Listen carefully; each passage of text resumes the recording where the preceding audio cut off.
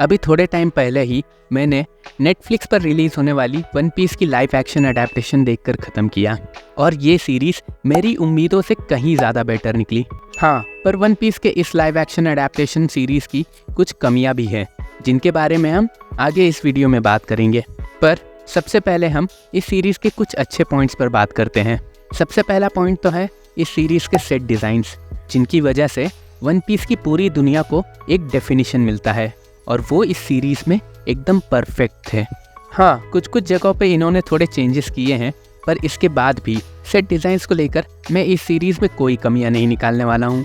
Netflix वालों ने ये ट्राई किया है सेट्स को जितना हो सके उतना क्लोज टू एनिमे या मांगा तक रखा जाए, जिसको लेकर मैं इन्हें फुल मार्क्स देना चाहूँगा। और इसमें भी बराटिया वाला सेट बिल्कुल ही टॉप नॉच एंड डिटेल से भरा हुआ था। इसके अलावा इन्हीं सेट डिज़ाइंस को कॉम्प्लीमेंट करते हुए इस सीरीज़ के CGI एंड VFX भी टॉप लेवल का लग रहा था और इन्हीं CGI एंड VFX की मदद से ये लोग लूफी और पगी के डेविल फ्रूट पावर्स को भी ये लोग अच्छे से दिखा पाए। इसके बाद दूसरी चीज़ जो मुझे इस सीरीज़ में अच्छी लगी वो है कैरेक्टर्स की कास्टिंग और उनकी एक्टिंग। और इसमें भी ज़ोरो, जिसे मैकेन्यू ने प्ले किया है, ये बेस्ट था। बाकी के भी कैरेक्टर्स अच्छे थे पर ज़ोरो इन सब में सबसे आगे था, जिसके लिए मैं ज़ोरो के एक्टिंग के साथ साथ उसके एक्शन कोरियोग्राफी को भी क्रेडिट देना चाहूँगा। अगर मेन लीड लूफी की बात करें तो मुझे समझ में नहीं आया लूफी इस सीरीज़ में इतना सीरियस क्यों लग रहा था। इसमें से कहीं कहीं एकदम लूफी वाली वाइब्स आ रही थी और किसी किसी सीन में ये बिल्कुल ही अलग कैरेक्टर लग रहा था। एनीमे में ऐसा बहुत बार हुआ है जहाँ लूफी ने बहुत ही इमोशनल या डीप मीनिंग वाले डायलॉग्स बस ऐसे ही बोल दिए हों, बिना किसी एक्सप्रेशन और बिना किसी ड्रामा के। और लूफी की ये क्वालिटी मुझे सबसे बेस्ट लगती है और ये इस सीरीज़ में मुझे कई जगह पर मिसिंग लगी। वैसे आपका इस पॉइंट पर क्या टेक है? वीडियो देखते देखते कमेंट्स में ज़रूर बताना।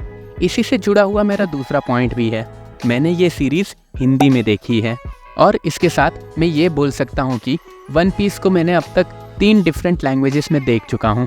जापानीज़ एंड इंग्लिश तो थे ही, पर इसके साथ मैंने हिंदी को भी कंप्लीट कर दिया और सच में इस सीरीज़ की हिंदी डबिंग बहुत ही जानदार थी।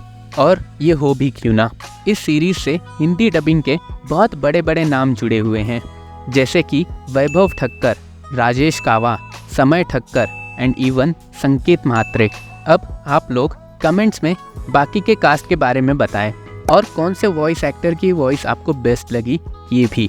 मैं अगर अपनी बात करूँ तो मुझे समय ठक्कर, जो गोल्डी रॉजर्स की वॉइस है, ये अच्छी लगी और संकेत म्हात्रे, जो ज़ोरो की वॉइस है, ये तो मेरे लिए any time and always best है। वैसे हिंदी डबिंग की एक सबसे फ़नी चीज़, इन्होंने एल्विडा को अलविदा बना दिया। इस सीरीज़ का एक और बेस्ट पॉइंट है, इसने अपने फ्यूचर इवेंट्स को अभी से ही टीज़ करना शुरू कर दिया है, जो लोगों को अभी तो नहीं पर जब आगे समझ में आएगा तो उनके रिएक्शंस देखने जैसे होंगे। इसमें अगर कुछ हाईलाइट करना हो तो जिम्बे, जिसकी एग्जिस्टेंस आरलॉन्ग ने इसी सीरीज़ में कंफर्म कर दी है। फिर आता है वर्ल्ड गवर्नमेंट किस तरह लोगों पर अपना कंट्रोल रखना चाहती है और नोलैंड द लायर की स्टोरी। और तो और सीरीज़ के एंडिंग में हमें स्मोकर की एक झलक भी देखने मिलती है। इतना सब देखते हुए अब नेटफ्लिक्स वालों से बस एक ही रिक्वेस्ट है, आगे चल के इस सीरीज़ को कैंसिल मत कर देना प्लीज़। ये तो होगी सारी अच्छी बातें। अब आते हैं इस सीरीज़ की कमियों पर। सीरीज़ अपने कॉमिक टाइमिंग को मैच नहीं कर पाती है। वन पीस एनिमे में ऐसे बहुत सारे कॉमेडी सीन्स हैं जो कैरेक्टर्स के फेशियल एक्सप्रेशन से और भी ज़्यादा फ़नी हो जाते हैं, पर क्योंकि लाइव एक्शन में ऐसे वियर्ड फेसेस बनाना पॉसिबल नहीं है तो इस पॉइंट को इतना भी सीरियसली नहीं लेते हैं। इसके बाद का पॉइंट है सीरीज़ के फाइट्स।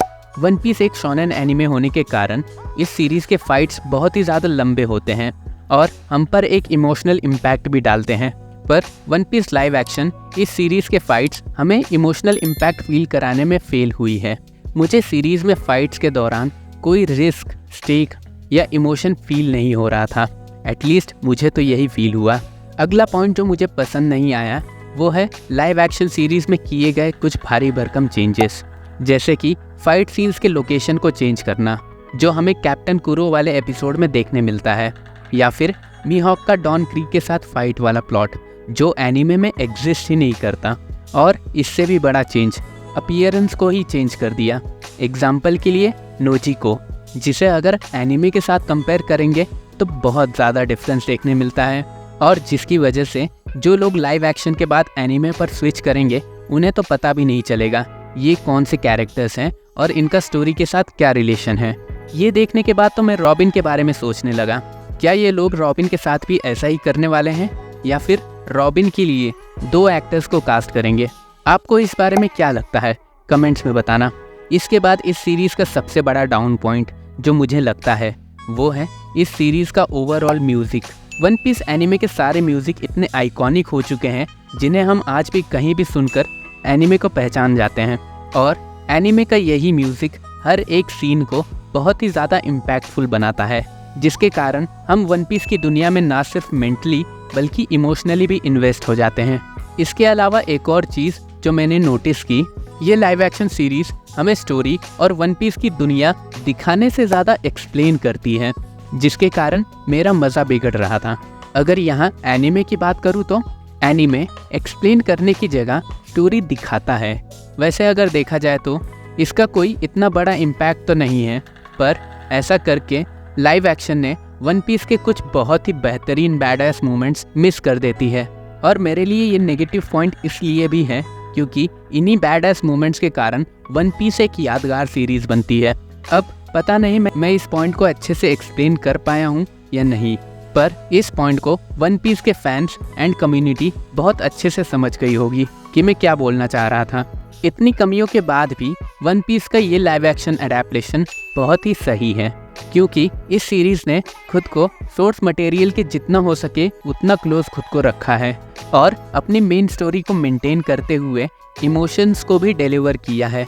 और इन सब में सबसे अच्छी चीज़, इसने वन पीस के कोर को प्रिजर्व किया है, जो हमें सिखाता है अपनी लाइफ को अपने शर्तों पर आज़ादी के साथ एंजॉय करना और अपने सपनों पर विश्वास रखकर उन्हें पूरा करने के लिए मेहनत करना, फिर चाहे आपके सपने दुनिया वालों के लिए कितने ही अजीब और बचकाने क्यों ना हो। इसे देखने के बाद अगर आप मुझसे पूछोगे कि मैं वन पीस के एनिमे और लाइव एक्शन के बीच किसे चुनना पसंद करूंगा, तो मैं हर बार वन पीस के एनिमे को ही प्रिफर करूंगा, और आप लोगों को भी एनिमे का ही रिकमेंडेशन दूंगा।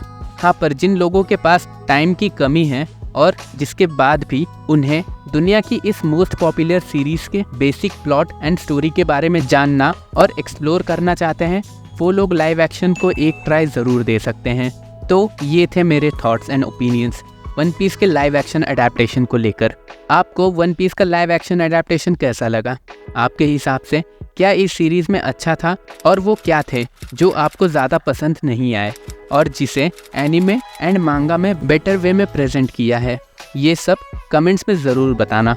अब एट लास्ट, अगर आपको आज की ये वीडियो अच्छी लगी हो तो इसे लाइक एंड शेयर ज़रूर करना, और आगे भी ऐसे वीडियोस के लिए चैनल को सब्सक्राइब भी कर देना। मैं आगे भी ऐसे वीडियोस लाता रहूँगा। तब तक के लिए keep imagining, take care, bye bye and Jai Hind.